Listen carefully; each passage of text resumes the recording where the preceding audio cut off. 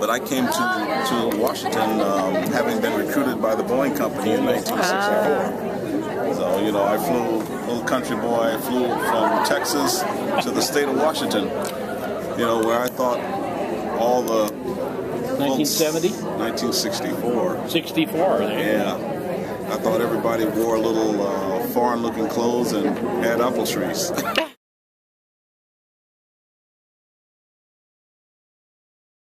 I learned at that time that I have a connection to the Native American history of place in this region, and so that has altered and really affected the way that I see myself.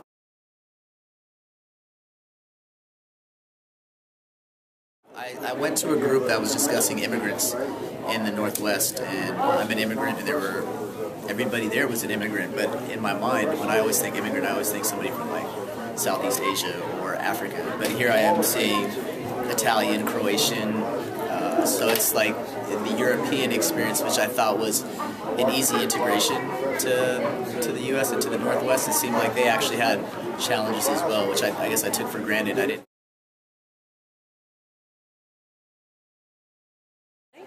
Amazing how you come to a room with strangers and everyone has all these very different stories, and yet they're stories that you can completely identify with. Because we're all in this area, and the reasons why we chose to live here or chose to come back here or have chose to never leave. So yeah.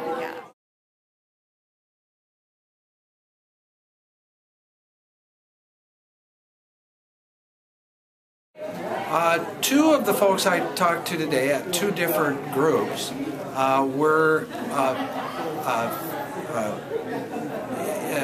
former internees at Japanese internment camps. Two different people, unrelated, and both of them and I were surprised to learn that my father had been in an internment camp that eventually was converted from Italian prisoners of war to Japanese American internees. Wow. So that was a kind of an electrifying connection. Yeah.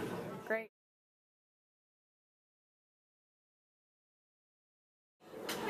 As someone brought out that this is a frontier in the sense that, and a place where people are moving and keep moving. People come from somewhere else and come here. Yeah.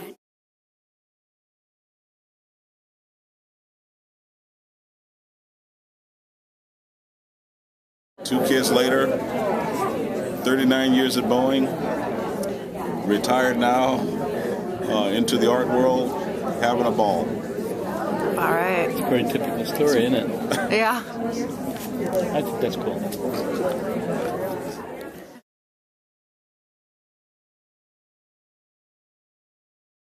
When I came here initially, of course, I'm from a place that's very flat, and I saw these mountains with the snow, the beautiful blue sky, and it was just gorgeous and warm. It was June. And then I was hooked.